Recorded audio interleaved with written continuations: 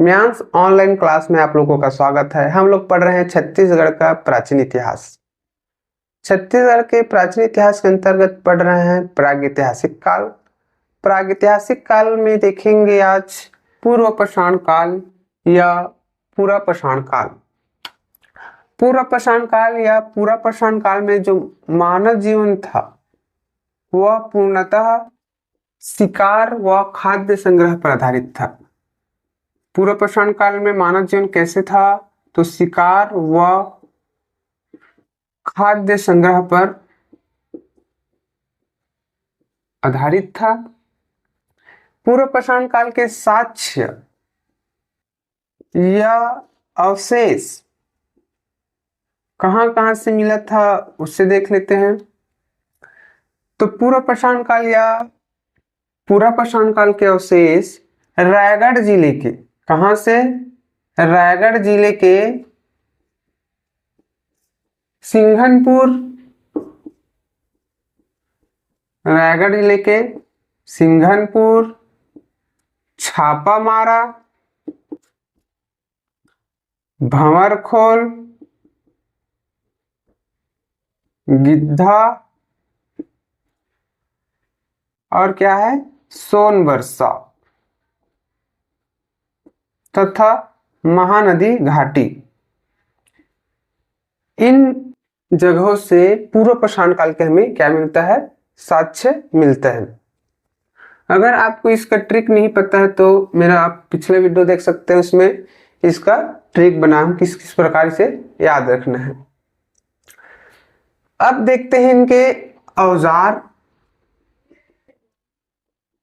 और शैल चित्र। पूर्व पाषाण काल में किस प्रकार का औजार था और किस प्रकार का शैल चित्र प्राप्त हुआ है, इन दोनों को जानने के लिए हम चलते हैं सिंघनपुर की गुफा। सिंघनपुर की गुफा छत्तीसगढ़ का भीमबेटका कहलाता है। सिंघनपुर की गुफा को और क्या कहते हैं? छत्तीसगढ़ का भीमबेटका। और छत्तीसगढ़ का भीमबेटका क्यों कहा जाता है? तो अपने प्राकृतिक सुंदरता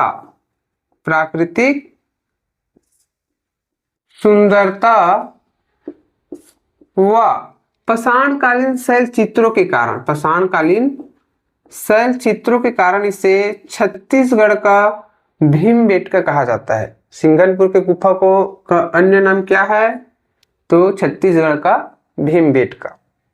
स्थिति देखते हैं, कहाँ है सिंघनपुर की गुफा? तो रायगढ़ जिले की, कहाँ? रायगढ़ जिले के चंवरढाल की पहाड़ियों पर स्थित, चंवरढाल की पहाड़ियों पर स्थित दक्षिण मुखी गुफा है। कैसा गुफा है?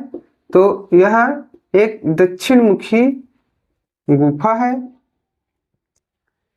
रायगढ़ जिले के चंवरढाल की पहाड़ियों पर स्थित यह एक दक्षिण मुखी गुफा है। फिर इसकी खोज देखते हैं, खोज कब और किसने किया था? तो इसकी खोज 1910 में, कब? 1910 ईस्वी में। किसने? तो एडरसन ने। 1910 ईस्वी में एडरसन ने इसकी खोज किया था। यह छत्तीसगढ़ में खोजी गई प्रथम गुफा है। छत्तीसगढ़ में खोजी गई प्रथम गुफा कौन सी है? तो सिंघनपुर की गुफा है। छत्तीसगढ़ में खोजी गई प्रथम गुफा। खोज हो गया तो खोज के बाद इसका कोई अध्ययन करेगा, तो विस्तृत अध्ययन किया था इसका। विस्तृत अध्ययन किसने किया था? 1923 से 27 के बीच अमरनाथ दत्त। किसने किया था? अमरनाथ दत्त ने इसका 1923 से 27 के बीच इनके औजार और शैल चित्रों का विस्तृत अध्ययन किया था। अन्य अध्ययनकर्ता देखते हैं। अन्य अध्ययनकर्ता में है Lochan Prasad Pandey. Lochan Prasad Pandey H D garden, H D garden, Manoranjan Ghosh, मनोरंजन, राय बहादुर मनोरंजन घोष, इन तीनों ने भी इसका अध्ययन किया है। शैल चित्र का अध्ययन हो गया। तो शैल चित्र किस प्रकार मिला है तो देखते हैं। देखते हैं सिंघनपुर के शैल चित्र। तो यहाँ का जो शैल चित्र है वो क्या है, पूर्व पाषाणकालीन शैल चित्र रहेगा। तो पूर्व पाषाणकालीन शैल चित्र प्राप्त हुआ है। पूर्व पाषाणकालीन, यह पूर्व पाषाणकालीन स्थल है तो कैसा शैल चित्र मिलेगा, पूर्व पाषाणकालीन शैल चित्र है। किस काल का है तो पूर्व पाषाण काल का है शैल चित्र। और किस प्रकार है तो वह मैस के समान है। किस प्रकार है, मैस के समान। मैस मतलब मैक्सिकन, ए से हो जाएगा ऑस्ट्रेलियन,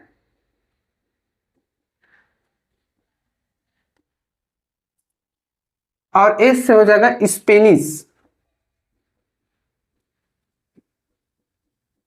तो सिंघनपुर से जो शैल चित्र प्राप्त हुआ है वह पूर्व पाषाणकालीन शैल चित्र है और मैस के समान, मैक्सिकन, ऑस्ट्रेलियन और स्पेनिश के समान है। यहां से किस किस का शैल चित्र या कौन कौन से शैल चित्र प्राप्त है तो देख लेते हैं। लाल रंग में, लाल रंग में पशुओं, सरीसृपों व टोटमवादी चिन्हों का शैल चित्र प्राप्त है। किस किस का, पशु, सरीसृपों व टोटमवादी, टोटमवादी चिन्हों का शैल चित्र है। पहला क्या है, लाल रंग में पशुओं, सरीसृपों व टोटमवादी चिन्हों का शैल चित्र। दूसरा मनुष्यों का शैल चित्र है। तो खड़ी व आड़ी रेखाएं खींचकर, खड़ी व आड़ी रेखाएं खींचकर मनुष्यों का शैल चित्र बनाया गया है।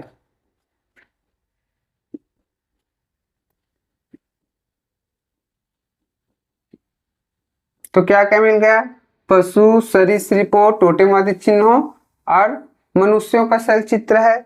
एक शैल चित्र में मनुष्यों के झुंड को, मनुष्यों के झुंड को या समूह को हाथों में डंडे लिए हुए, हाथों में डंडे लिए हुए पशुओं का पीछा करते हुए दिखाया गया है। किसका पीछा करते, शिकार के लिए पशुओं का पीछा करते हुए दिखाया गया है। ठीक है, पहला क्या दिखे, पशुओं, सरीसृपों व टोटेमवादी चिन्हों का रूपांकन है। फिर खड़ी व आड़ी रेखाएं खींचकर मनुष्यों का शैल चित्र बनाया गया है। एक शैल चित्र मनुष्यों के समूह को हाथों में डंडे लिए हुए पशुओं का पीछा करते हुए दिखाया गया है। और एक शैल चित्र में गर्दन मोड़े हुए मनुष्य को, गर्दन मोड़े हुए मनुष्य को डरावनी मुद्रा में चिन्हित किया गया है, डरावनी मुद्रा में अंकित किया है। ठीक है, क्या क्या देख लिए, पशुओं, सरीसृपों, टोटेमवादी चिन्हों, खड़ी व आड़ी रेखाएं खींचकर मनुष्यों का शैल चित्र, फिर मनुष्यों के झुंड को हाथों में डंडे लिए हुए पशुओं का पीछा करते हुए दिखाया गया है। फिर क्या देखे, गर्दन मोड़े हुए मनुष्य को डरावनी मुद्रा में चित्रित किया है। और क्या मिला यहां से, तो यहां से मिला है मरमेड, जल परी। क्या मिला है, मरमेड, जल परी, या इसी को बोलेंगे हम लोग मृत्सांगना। मृत्सांगना मिला यहां से, मरमेड, जल परी, और एवमैन मिला है प्रागैतिहासिक मानव, प्रागैतिहासिक, प्रागैतिहासिक मानव या एवमैन कहां से मिला है बोलेंगे तो सिंघनपुर के गुफा से मिला है। मृत्सांगना, मरमेड या जलपरी, प्रागैतिहासिक मानव मतलब एवमैन, गुफा वाला एवमेव, एवमैन कहाँ से मिला है? तो मिला है यह सिंघनपुर की गुफा से। अब देखते हैं औजार। सिंघनपुर की गुफा से क्या क्या औजार मिला है? तो पत्थर के हस्तचलित कुदाल मिला है। पत्थर के हस्तचलित कुदाल, पत्थर का ही मिलेगा क्योंकि पसाड़ पढ़ रहे हैं तो पत्थर के हस्तचलित कुदाल मिला है। और 5 कुल्हाड़ियां मिला है। कितने कुल्हाड़ियां? 5 कुल्हाड़ी। और यह किसे मिला है? तो मनोरंजन घोष, मनोरंजन घोष।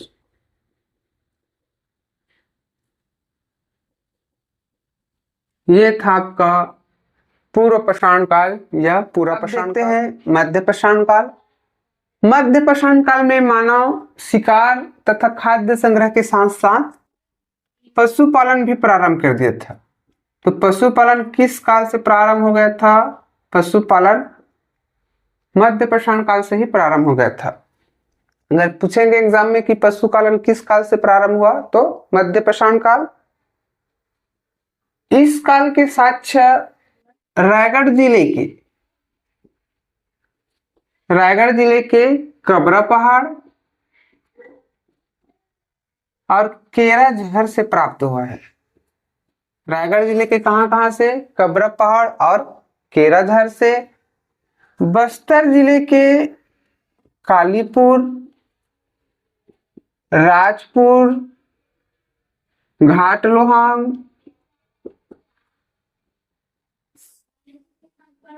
खड़क सिंह,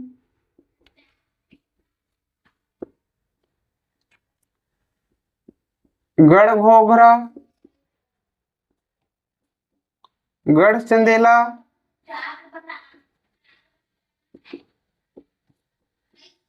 भातेवाड़ा, इन स्थानों से प्राप्त है। कहां से? बस्तर जिले के कालीपुर, राजपुर, घाटलोहांग, खड़क सिंह, गढ़घोघरा, गढ़चंदेला, भातेवाड़ा। अगर आपको इन सब का ट्रिक चाहिए तो आप मेरे पिछले वाले वीडियो को देख सकते हैं। और जसपुर जिले के कहां? तो जयमरगा से। इन स्थानों से मध्य पाषाणकालीन साक्ष्य अवशेष प्राप्त हुए हैं। औजार देखते हैं और शैल चित्र।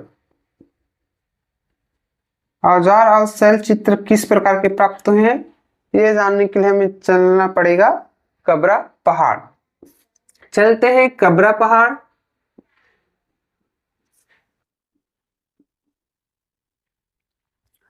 कबरा पहाड़ कहाँ है? तो सबसे पहले देखते हैं इसका स्थिति।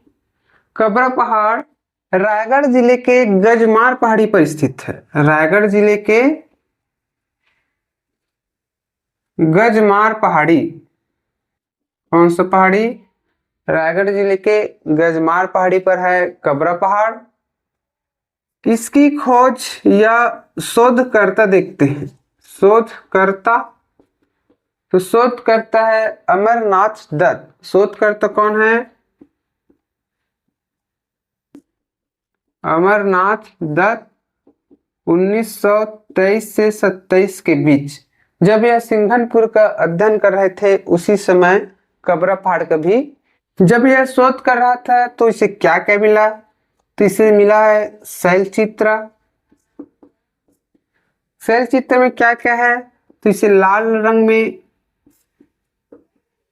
रंग में छिपकली, घड़ियाल